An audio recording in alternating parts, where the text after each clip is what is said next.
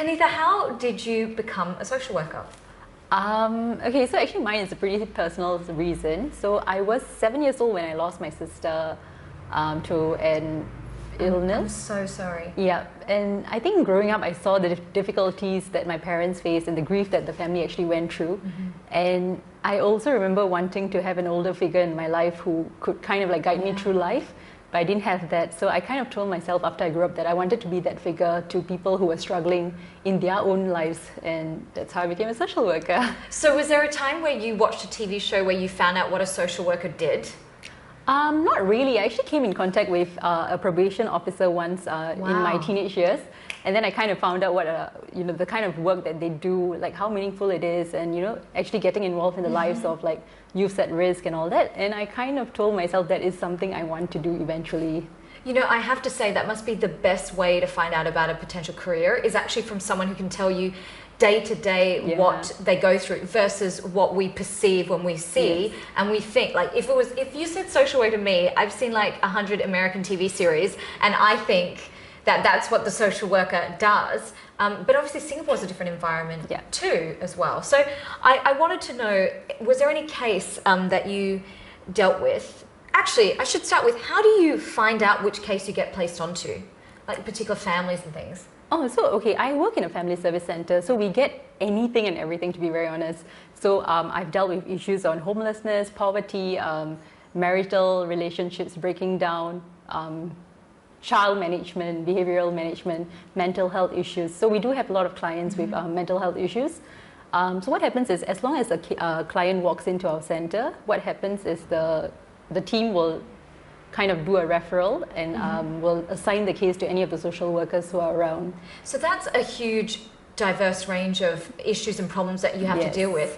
So how do you arm yourself? Do they train you to be able to handle all of those different things? We do have to go through like multiple trainings, so even things like trauma training. So you need to learn how to deal with people who are traumatically distressed, and learn how to engage them and ensure that they do not get further triggered by your presence. And to even for me, I talk about trauma publicly online, and even that is controversial to people. So the fact that you can articulate that and that you work in that environment all the time, what does your family think when you say, or your friends like, I had to deal with this a trauma victim today? Are they like, whoa? Or are you not allowed to talk about it? No, so okay, thankfully my family and friends are actually very supportive. So I do have to thank my parents, because most days I come home exhausted, like super exhausted. Emotionally drained out, mentally drained out, physically tired also, because you have to go for like multiple home visits and all that. But my parents are okay with me reclusing into my like secret room and like having my own space to just process my emotions and everything. So they don't make a fuss about me not interacting with them as much. They do understand, and I think that's very important. Yeah, but with my friends, then on the other hand, they actually give me that safe space to share my own feelings about like how work goes and all that. They are not judgmental at all. They do eagerly listen. In fact, I dare say also, like a lot of my friends now do see vulnerability as strength instead of seeing it as taboo, like addiction as taboo, or abuse as taboo, or marital breakdown as taboo. Yes. And how do you stop yourself? And I always think about this when I work with my own counsellor for the grief in my family, and I always think, is she judging me right now? Is she judging me? So how do you stop yourself? Are you trained also not to judge the situation when you first? You don't come across as a very judgmental person. Maybe I am. But yeah, how do you stop yourself from passing a judgment on? You enter a flat. You see whatever you see, screaming, shouting, child in dirty nappies, whatever you see. How do you stop yourself from... To be very honest, I mean, I think the judgment is only human nature. Like any one of us would judge the moment we see something that we are not exposed to, or we're not, it's not part of our lived experience. Exactly. So if let's say now I were to enter a home and there's like, it's littered with like 10, if it's a one-room rental flat and then it's littered with like 10 cats and feces and and then you've got like elderly couples who are just leaving the hoarding. This is what the hoarding and everything. Yes, and it's a mental illness, right? Correct, exactly. So it's natural for you to cringe internally, but don't show it up. Like don't externalize it. So that's how we always remind ourselves to be empathetic towards our clients and like the situations and the living conditions that they are in, and then that helps us to actually bridge the gap and try to get to them.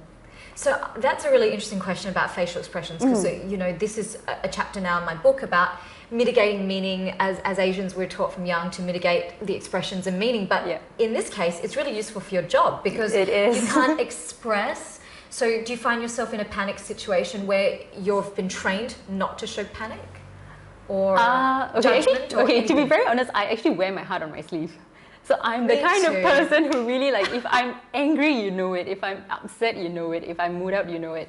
But in my professional life, though, I do make a distinction, and I do try to be conscious of the fact that if someone is saying something, give a neutral face, or try to engage in facial expressions that convey empathy. So, for example, show that you're understanding, or show with your eyes that you're actually listening and paying attention. Smile kindly, things like that. Rather than so listening furrowing your eyes, darting. Yes, exactly. Yeah, not. I can imagine for someone who's in a fragile mental state, because what we know is that the lonely brain, people socially isolated with loneliness, perceives threat more than a non-lonely survival brain, mechanism. which means if they're opening up to you and they're a lonely person and you start looking around, it is just confirmation to them again that they are lonely, unlovable, and they should be. So it becomes a loop of isolation. Exactly. So that's a really powerful tool. And what about your face of no judgment? Now I need to practice. What is your no judgment face? And we're going to learn. What's the no judgment face? What's your neutral, like the neutral face? So this. So just notice what Kanitha's doing, if everyone can see. When our mouth is downturned, we convey anger or contempt. So we must also always make sure, even if it's a neutral face, in a fragile situation, the mouth is upturned. So it's just slightly upturned. It's not like too much. It's not like I approve of what's happening. And then also I try to angle my head a little, to the side, just to show empathetic, a bit. Right? Yeah. And your eyes smile too with you, and I think that's really important. If you look at models when you have to do shoots and it's very fake, if you zoom in enough, now we're digital, to a campaign, and you see if the model's eyes are not actually smiling, that's a non-empathetic. Well, it's just not an authentic smile. When we smile with our eyes, it's called the Duchenne smile, which is what you just said, even though it's your neutral face and the corners of your eyes crinkled up, which is like a sincere smile. So sometimes my mom used to actually tell me, don't smile so much because you're getting wrinkles on your eyes. No! But I'm like, it's okay, I'm authentic that way. Oh, yeah. That's interesting. Okay, so was there ever a case or a time where you really needed your, like, high stakes situation where you really needed all of your human connection skills, your entire toolkit? Actually, to be very honest, right, that's us every single day. Like, on a daily basis, social workers have to deal with like the most vulnerable, most darkest sides of humans, like the clients that we meet. Yeah. And so every day we do meet clients with some kind of like anxiety or their depression shows through. So we need to make sure that when we engage with them, we are providing a safe space for them first and foremost. So I do remember there was once, one of my clients walked in expressing very openly that she wanted to kill herself. Wow. And she was trying to seek help because she realized that she was not supposed to do that. So I did have, all I had was just a 1-hour conversation with her, but I remember at the end of the conversation she left feeling a lot more lighter, and she also did share to me that one conversation changed her life because all she needed at that point of time was a reminder that there's always a lifeline out there that is willing to support you, and you're not doing this alone. Yeah. But for you, that after that conversation, you must have been... Of course, I mean, the stakes were really, really high. Exactly. And I mean, it's always a stark reminder for me because at any time, someone can decide to take their life or someone can make an impulsive decision. And it's just a reminder that, there is another human out there who is willing to connect with me, who's willing to put their things down and offer their time, their years, their advice, and be understanding. Have you ever had a client really aggressive, really at risk that you had to de-escalate? Because I'm always interested in the body language to de-escalate a situation. So this one, actually, I've not had a face-to-face conversation, but it was a phone call where the client, I believe, might have been under the influence of, might have been under substances and all that. Yeah. And so he was unnaturally aggressive and abusive as well. So what I had to do was I had to keep my tone neutral and continue to remind him that he needed to maintain a certain respectful tone and to cool down first before continuing the conversation. And those calls are just like a checkup, right? You just... No, that was actually just a call from the client himself asking and demanding for like a certain form of help. But because we are also limited by our own restrictions. Of course. So we can't do it like immediately for them. So we have to like maintain that expectations with clients as well. Yeah, because there is a system and a process, right? I can imagine. Have you ever been in a home where it was obvious that the client, I mean, we've talked a little bit about some of the cases, but maybe go deeper. Was there every time where you're like, wow, this person is really lonely? Yeah, I actually do. Actually, one of my most recent cases that got transferred to me, I went into the home of this 82-year-old elderly woman who was living alone in her own flat. And the thing that she wanted, the thing that she continuously told me was, why has God not taken me yet? I've already done everything in my life. So, you know, you can already tell that, So she's living on her own. She's already estranged from her children and everything. And you can understand where that pain where that pain is coming from also. So sometimes it is difficult for me to convince people that there is a reason behind your suffering and your pain. And do you share your story with them at that point to make them feel that you know what grief and loss looks like? I do. Yeah. So with some clients actually, because we do also have to be discretionary about like how much personal information we share with our clients. But I think like, because I do believe in vulnerability, like I mentioned earlier, so I believe that clients would only trust us when they know that we understand their pain. So in that sense, where possible or where appropriate, then I do share like certain flaws of mine or certain, just to show that, you know what, I'm not on a pedestal here. And I'm not looking down on you. Correct, exactly. We're all humans here. We all have our own sufferings and everything. It's just that yours is in a different way. Mine is in something else. You know, when I was really young, one of the volunteer work things they gave us at school was to go to a shelter home where there were Indigenous youth in this shelter home, and we had to help out, like things like help the meals and fold the bedding and things like that.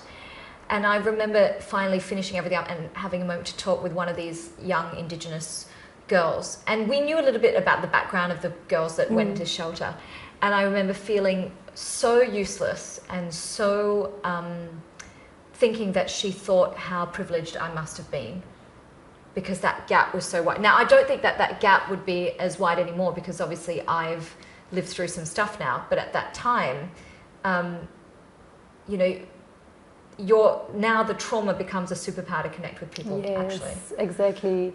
And even in school also, like social workers actually taught how to use your own stories as a tool to connect with your clients. Vulnerability and disclosure. I know as Asians we hate disclosing stuff about ourselves, but if you want to connect authentically, that is the only way. If you share first, it allows the person to perceive you as more trustworthy. What other trust techniques do you use? You must have to do it all the time.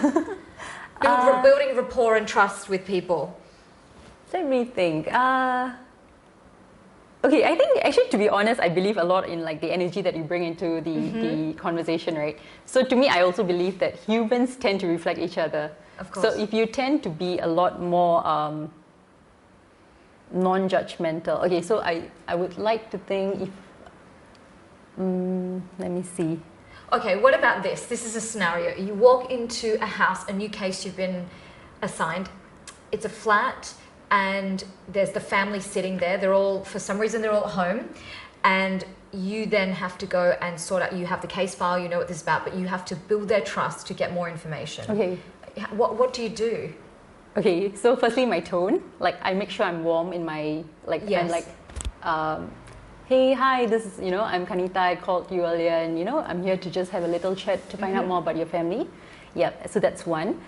Secondly, it's also about maintaining the smile, just to be a bit more open. Yeah. And then also notice at which level everyone is standing or sitting, you know. So if they're seated on the floor, go ahead and sit on the floor with them.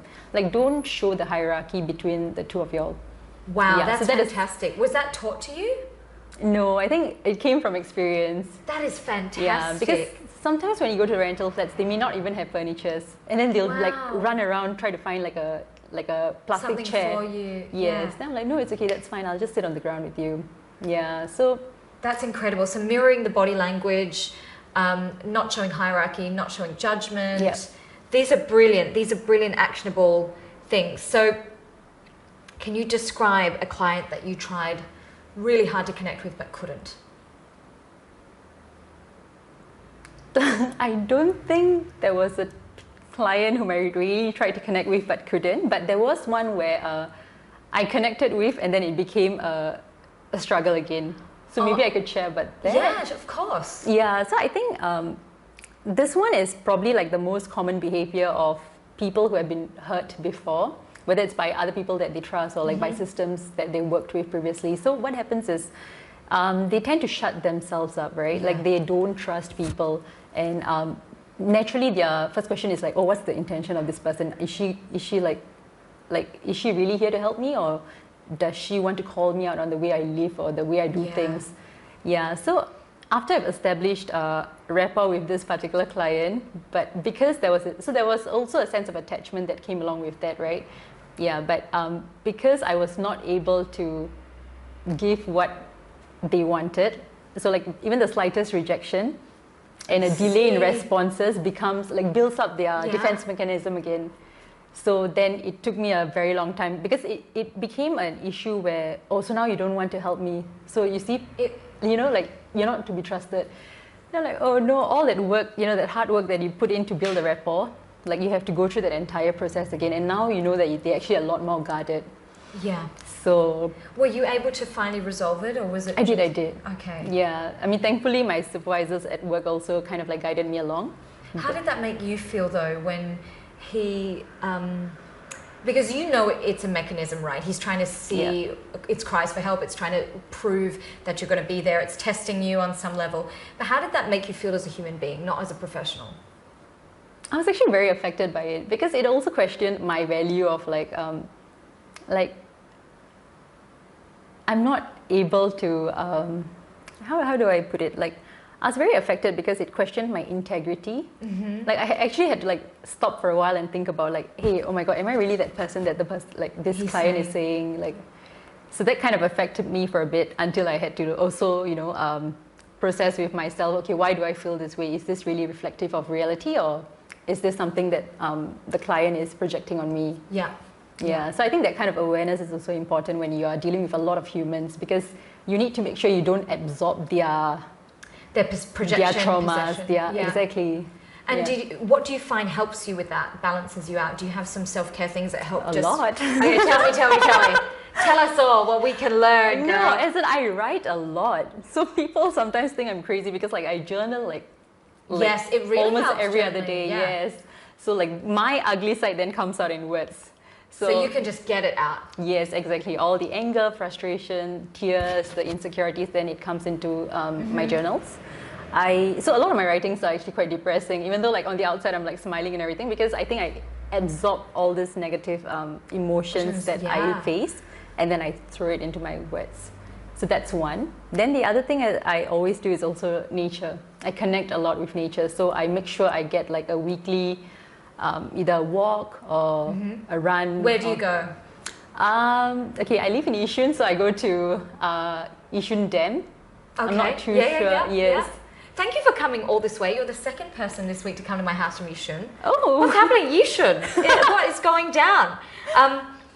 So my second last question for you is, when you're interviewing people, what are the signs for you that they're really at risk? Like, how are you detecting? Because we all have people in our community that we've probably brushed with and you're like, the energy's off there, something's going on there. And sometimes those people fall through the cracks. Maybe they end up calling you, but as a community, as a tribe, we should also be looking out for these people. Yeah. So what are the markers? I think congruence in the speech and action of the person, like if they say something or if they appear to say something but they do something else, it could show a certain kind of dissonance, like they are probably out of touch with reality, or they are probably going through something that's affecting or disturbing them. So that's one thing that I look out for, like if there's a incongruence in their behavior and their action, their behavior and their speech. The other thing also is social connection. If I know that someone is truly isolated from the community, I take an extra step to check in on them frequently. So this can also be done for your own friends, right? If you suddenly notice, hey, someone's deactivated their social media accounts, their WhatsApp replies are taking a long time. Yes. Honestly, just check in, because in fact, even for myself personally, a lot of times where I felt detached from, or I was going through my own things. Yes. It was always like that random text from my close friend who just, persistently will try to check in on you, that went a very long way. Yeah, absolutely. I couldn't agree more. Like, make sure you're just checking in on those people that go dark, what I call going dark, like you don't hear them. So here's my final question. What is the one thing that all of us can learn about human connection from social workers? Oh, wow. So we already know from your second last question that all social workers know that isolation is a huge, and it's so funny when prior to COVID, I would have to explain in speeches that isolation is one of the most dangerous things for your mental health, and there's science behind it, and people were like, oh yeah. And then COVID happened and everyone had this global experience with it. So we know that from the social work point of view, that's a really big risk factor, is isolation. But in the way we interact with people, what could we take a leaf out of your book? I'm actually going to quote one of my ex-colleagues on this. Great. Yeah, because I once had a difficulty where I was going to meet a parent of a kid with autism, and I was anxious because I didn't know much about autism at that point of time. So I went to my colleague to ask about how do I deal with this? And he told me, throw away all your clinical skills and your assessment. First and foremost, be a human. Yeah. Be a friend to that person. Learn, maybe because at this point of time, what he needs is not your clinical assessments or any kind of advice. Maybe he just needs comfort. And I'm like, yeah. So what is your definition of comfort? Is comfort agreeing with everything the person says, or what is comfort? I try to live by a certain rule. Okay, people always say, treat someone like you want to be treated. But I've come to realize, actually, why are we not treating people the way they want to be treated? Absolutely. And that is what brings them comfort. Because for you, it may be something else entirely, but for someone else, it's another absolutely. thing, right? One of the biggest things I ever learned from a teacher at one of the autism schools here in Singapore was about UDL, which is the Universal Design for Learning, when you teach. And it's all about letting the student express their outcomes, however, in a painting, in a song, in an essay, how they prefer. And when we look at rapport building, it's the same.